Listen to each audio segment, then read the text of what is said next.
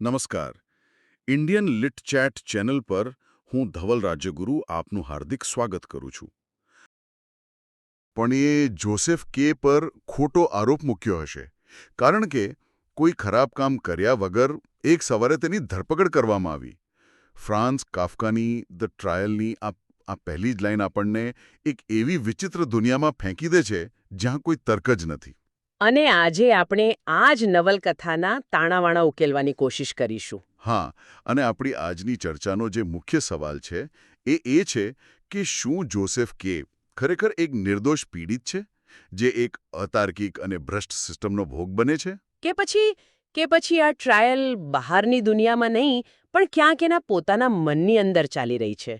શું એ પોતે જ પોતાના કોઈ અજ્ઞાત અપરાધનો સર્જક છે? બહુ જ રસપ્રદ મુદ્દો છે, કારણ કે વાર્તાની શરૂઆત જ આઘાતજનક છે. એના 30મા જન્મદિવસે બે અજાણ્યા ગાર્ડ્સ એના રૂમમાં આવે છે. અને એનો નાસ્તો ખાઈ જાય છે. હા, એનો નાસ્તો ખાઈ જાય છે અને પછી જાણે વાત-વાતમાં કહે છે કે ઓહ, તમારી ધરપકડ થઈ ગઈ છે. પણ આ કોઈ સામાન્ય ધરપકડ જેવું નથી લાગતું. એને જેલમાં નથી લઈ જવાતો. બિલકુલ નહીં. એને કહેવામાં આવે છે કે તમે તમારું જીવન, તમારી નોકરી બધું પહેલાંની જેમ જ ચાલુ રાખી શકો છો. આ શું છે? મતલબ, આ તો એક અપમાન જેવું છે. આ કાયદાકીય પ્રક્રિયા કરતાં વધારે એક મનોવૈજ્ઞાનિક હુમલો છે. જુઓ, એની સ્વતંત્રતા નથી છીનવાતી, પણ સ્વતંત્રતાનો જે ભ્રમ છે એ છીનવાઈ જાય છે. એટલે કે એ હવે મુક્ત નથી, પણ એક કેસ સાથે બંધાઈ ગયો છે. બરાબર. અને અહીંથી જ પેલો સવાલ શરૂ થાય છે. જો ગુનો શું છે એ જ સ્પષ્ટ નથી, તો શું ગુનો ફક્ત હોવાનો છે? એટલે કે શું જોઝેફ કેનો ગુનો એ જ છે કે તે અસ્તિત્વ ધરાવે છે? વાહ! એટલે આ કાયદાકીય કટોકટી નથી, પણ એક અસ્તિત્વની, એક એક્ઝિસ્ટેન્શિયલ કટોકટી છે. હા, ધરપકડ પહેલા એ એક સફળ બેંક કર્મચારી હતો. એનું જીવન નિયમો અને તર્ક પર ચાલતું હતું.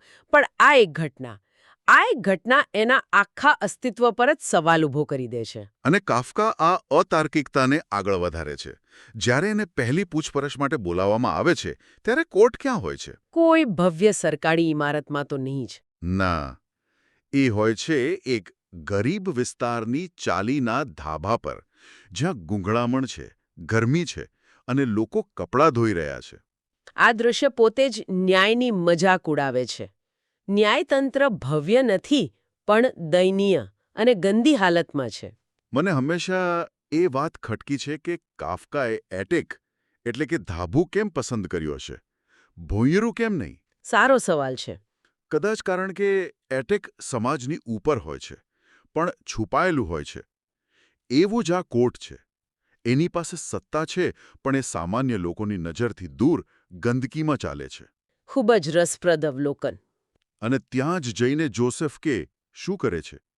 એ પોતાના તર્કના અહંકારમાં આવીને કોર્ટની મજાક ઉડાવે છે, લાંબુ ભાષણ આપે છે. હા, એ સિસ્ટમને સમજવાનો પ્રયત્ન કરે છે. પણ સિસ્ટમ તર્ક પર ચાલતી જ નથી. અને પછી એને ખબર પડે છે કે ત્યાં હાજર દરેક વ્યક્તિ કોર્ટનો જ કોઈ કર્મચારી છે, અને એ એકલો છે. ત્યાં જ એની નજર કાયદાના પુસ્તકો પર પડે છે. અને જ્યારે એ એને ખોલીને જુએ છે, ત્યારે એમાં કાયદાને બદલે અશ્લીલ ચિત્રો હોય છે, પોર્નોગ્રાફી. આ ફક્ત ભ્રષ્ટાચાર નથી, આ તો વ્યવસ્થાનો નૈતિક પતન છે. જ્યાં કાયદો હોવો જોઈએ ત્યાં વાસના છે, જ્યાં તર્ક હોવો જોઈએ ત્યાં અતાર્કિકતા છે. અને આ અતાર્કિકતા હવે જોસેફ કેના જીવનમાં બધે ફેલાઈ રહી છે. યાદ છે પેલું દ્રશ્ય, જ્યારે તે પોતાની બેંકના જ એક સ્ટોરરૂમમાં પેલા બે ગાર્ડ્સને ચાબુકથી માર ખાતા જુએ છે? હા, એ તો અત્યંત વિચિત્ર હતું. કોર્ટની સજા એની પોતાની ઓફિસમાં અપાઈ રહી છે. આનો અર્થ શું થયો? આનો અર્થ એ છે કે કોર્ટ કોઈ જગ્યા નથી, એ એક અવસ્થા છે, એક સ્ટેટ ઓફ બીઇંગ. તે હવે જોસેફ કેના અંગત અને વ્યાવસાયિક બંને જીવનમાં ઘૂસી ગઈ છે. બચવાની કોઈ જગ્યા જ નથી. અને સૌથી ખરાબ વાત એ છે કે તે પોતે જ એમની મારપીટ માટે અપરાધભાવ અનુભવવા લાગે છે, કારણ કે એણે જ એમની ફરિયાદ કરી હતી. સિસ્ટમ એને માત્ર આરોપી જ નથી બનાવતી, પણ બીજાના દુઃખ માટે જવાબદાર પણ ઠેરવે છે. બરાબર. આ અપરાધભાવની વાત ખૂબ મહત્વની છે. તો ચાલો હવે એ પાત્રોની વાત કરીએ જે તેની મદદ કરવા આવે છે. શું તેઓ ખરેખર મદદગાર છે? સૌથી પહેલા આવે છે એનો વકીલ, હ્યુલ્ડ. હા, વકીલ હ્યુલ્ડ, જે પોતે બીમાર છે અને પથારીમાંથી કામ કરે છે. એક કાયદાકીય પ્રક્રિયાની નિષ્ક્રિયતા અને બિનકાર્યક્ષમતાનું જીવતું જાગતું પ્રતીક છે. એ ક્યારે કેસ વિશે નક્કર વાત કરતો જ નથી. ના, બસ પોતાના મોટા મોટા કોન્ટેક્સની વાતો કરે છે. એ આશાનો એક ભ્રમ ઊભો કરે છે, જેથી આરોપી સિસ્ટમમાં ફસાયેલો રહે. એ દરવાજો નથી, પણ એક દિવાલ છે જેને દરવાજા જેવો રંગ કરવામાં આવ્યો છે. અને એ જ ઘરમાં તે લેનીને મળે છે, જે વકીલની નર્સ છે. અને લેનીને ફક્ત આરોપી પુરુષોમાં જ રસ છે. હા, એ જોસેફ કેને પોતાની તરફ આકર્ષિત કરે છે. અને જે સમયે કેસની ગંભીર ચર્ચા થવી જોઈએ ત્યારે જોસેફ કે લેની સાથે સમય પસાર કરી રહ્યો છે. આ પાત્રનું શું મહત્વ છે? લેની એક ક્ષણિક સુખ અને ધ્યાન ભટકાવનારી શક્તિ છે. એ માનવ સ્વભાવની એ નબળાઈ બતાવે છે કે આપણે ગંભીર સમસ્યાઓનો સામનો કરવાને બદલે ઘણીવાર નાના નાના સુખોમાં ખોવાઈ જઈએ છીએ. ખરું ને? સાચી વાત છે. અને ત્યાં જ આપણને બ્લોક નામનો બીજો ક્લાયન્ટ મળે છે. ઓહ, બ્લોક, જેનો કેસ છેલ્લા 5 વર્ષથી ચાલી રહ્યો છે. અને હવે તે વકીલનો ગુલામ બની ગયો છે. વકીલ તેની સાથે કૂતરા જેવો વ્યવહાર કરે છે. આ પાત્ર જોઈને તો ખરેખર ડર લાગે. કારણ કે બ્લોક એ જોસેફ કેના ભવિષ્યનો અરીસો છે. એક ચેતવણી છે. જો જોસેફ કે એ પણ સિસ્ટમ સામે હારીને શરણાગતિ સ્વીકારી લીધી તો એની હાલત પણ બ્લોક જેવી થશે. સિસ્ટમ તમને મારી નથી નાખતી, પણ જીવતે જીવ તમારું માણસપણું છીનવી લે છે. બિલકુલ, આ તો મૃત્યુ કરતાં પણ વધુ ભયાનક છે. આ ભયાનક ભવિષ્યથી બચવા માટે જ કદાચ તે વકીલને છોડીને ટિટોરેલી નામના કોર્ટના ચિત્રકાર પાસે જાય છે. હા, ટિટોરેલી, એક કલાકાર જે વ્યવસ્થાની બહાર હોવો જોઈએ. પણ તે પણ સિસ્ટમનો જ એક ભાગ છે. આ શું દર્શાવે છે?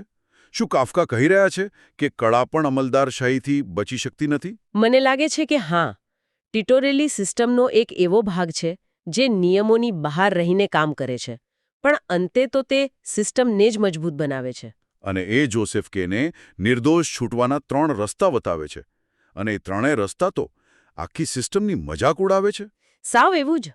કયા હતા એ 3 વિકલ્પો? પહેલો, ચોક્કસ મુક્તિ, જે અશક્ય છે. એટલે કે એ તો ભૂલી જ જવાનું. હા. બીજો, દેખીતી મુક્તિ, જેમાં કેસ ગમે ત્યારે ફરી ખુલી શકે. અને ત્રીજો, અનિશ્ચિત મુલતવી, જેમાં કેસ આખી જિંદગી ચાલતો રહે. આ તો કોઈ પસંદગી જ નથી. આ તો એવું થયું કે તમને પૂછવામાં આવે કે તમારે ધીમું ઝેર લેવું છે, ઝડપી ઝેર લેવું છે કે આખી જિંદગી ઝેરના ટીપા પીવા છે. બરાબર?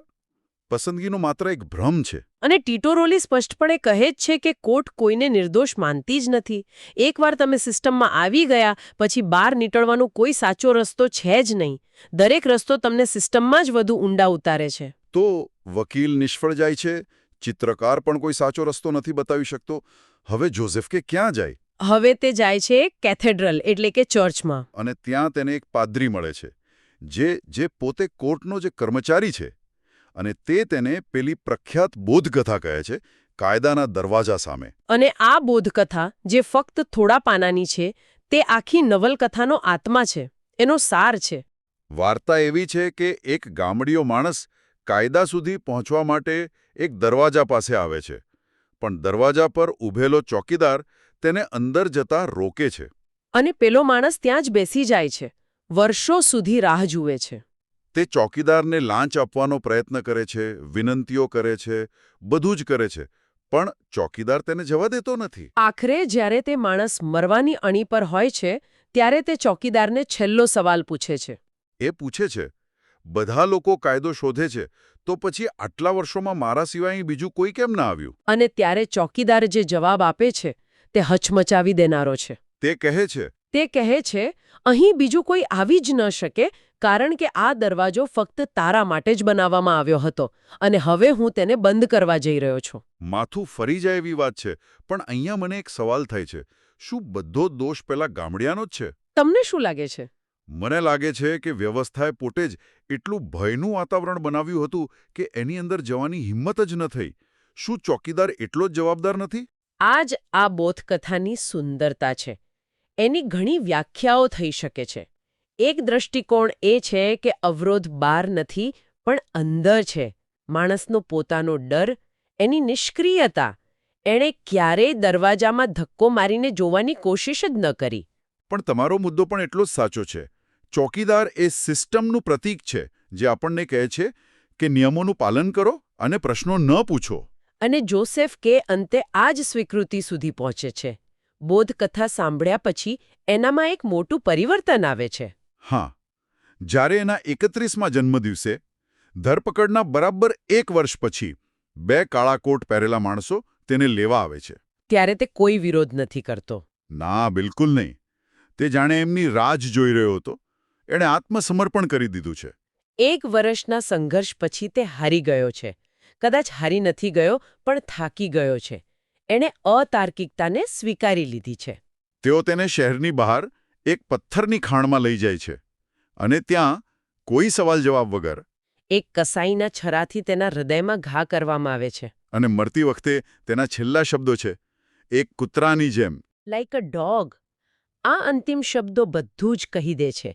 એટલે કે સિસ્ટમે ખાલી એનો જીવ જ ન લીધો, એની માણસ તરીકેની ઇજ્જત, એની ગરિમા પણ લૂંટી લીધી. તે એક માણસ તરીકે પોતાના અધિકારો માટે લડતા લડતા નથી મરતો. ના, તે એક લાચાર પ્રાણીની જેમ મરે છે, જેને કોઈ કારણ વગર મારી નાખવામાં આવે છે. શરમ તેના મૃત્યુ પછી પણ જીવંત રહેશે. અને સૌથી ભયાનક વાત એ છે કે આપણને, વાચકને, અંત સુધી ખબર નથી પડતી કે એનો ગુનો શું હતો. તો આ અતાર્કિક ધરપકડથી શરૂ થયેલી સફર એક અર્થહીન મૃત્યુ પર પૂરી થાય છે. અને આ નવલકથાએ આપણને કાફકાએસ્ક શબ્દ આપ્યો. હા, આજે પણ જ્યારે આપણે કોઈ સરકારી ઓફિસના ધક્કા ખાઈએ છીએ કે કોઈ મોટી કંપનીના અતાર્કિક નિયમોમાં ગૂંચવાઈ જઈએ છીએ, ત્યારે આપણને એવું જ લાગે છે કે આપણે કોઈ કાફકાએસ્ક દુનિયામાં ફસાઈ ગયા છીએ. બિલકુલ. અને આ નવલકથાનું મહત્વ સમયની સાથે વધતું ગયું છે, ખરું ને? ચોક્કસ. ઘણા વિવેચકો માને છે કે કાફકાએ અહીં 20મી સદીની સરમુખત્યારશાહીની ભવિષ્યવાણી કરી હતી. જે રીતે નાઝી જર્મની અને સ્ટાલિનના રશિયામાં લાખો નિર્દોષ લોકોને કોઈ ગુનો જણાવ્યા વગર પકડી લેવામાં આવ્યા અને મારી નાખવામાં આવ્યા. તે ધ ટ્રાયલની ભયાનક વાસ્તવિકતા હતી. અને અસ્તિત્વવાદી વિચારકો માટે તો આ નવલકથા એબ્સર્ડ ફિલોસોફીનું શ્રેષ્ઠ ઉદાહરણ છે. એક તર્ક અને અર્થ શોધતો માણસ જ્યારે તર્કહીન અને અર્થહીન દુનિયા સાથે ટકરાય છે, ત્યારે જે પરિસ્થિતિ સર્જાય છે તે એબ્સર્ડ છે. અને એ જ આધુનિક જીવનની ટ્રેજેડી છે. અને આપણે શરૂઆતમાં જે સવાલ પૂછ્યો હતો તેના પર પાછા આવીએ. શું કોર્ટ બહાર હતી કે જોસેફ કેના મનમાં? એક મનોવૈજ્ઞાનિક દૃષ્ટિકોણ એવો પણ છે કે આખી ટ્રાયલ તેના પોતાના અપરાધ ભાવનું પ્રતીક છે. કયા અપરાધ ભાવનું? કદાચ તેનો ગુનો કોઈ કાયદો તોડવાનો નહોતો, પણ એક યાંત્રિક, લાગણીશૂન્ય અને અપ્રમાણિક જીવન જીવવાનો હતો. કદાચ આ ટ્રાયલ તેને જગાડવાનો એક ભયાનક પ્રયાસ હતો. જે સંપૂર્ણપણે નિષ્ફળ ગયો. હા, સંપૂર્ણપણે. કારણ કે અંતે તે જાગૃત નથી થતો, પણ નષ્ટ થઈ જાય છે. આપણે કાયદાના દરવાજા સામેની બોધક કથાની ચર્ચા કરી, પણ હું આ ચર્ચા એક વિચાર સાથે પૂરી કરવા માંગુ છું. બોલો. શું એવું બની શકે કે જે ચોકીદાર પેલા ગામડિયાને રોકે છે તે પોતે પણ છેતરાયેલો હોય? શું વ્યવસ્થાના રક્ષકો પોતે પણ એ જ વ્યવસ્થાના કેદી નથી? એટલે કે કદાચ તે પણ કોઈના આદેશની રાહ જોઈ રહ્યો છે? હા, આ વિચાર સાથે આપણે આજની ચર્ચાને અહીં વિરામ આપીએ.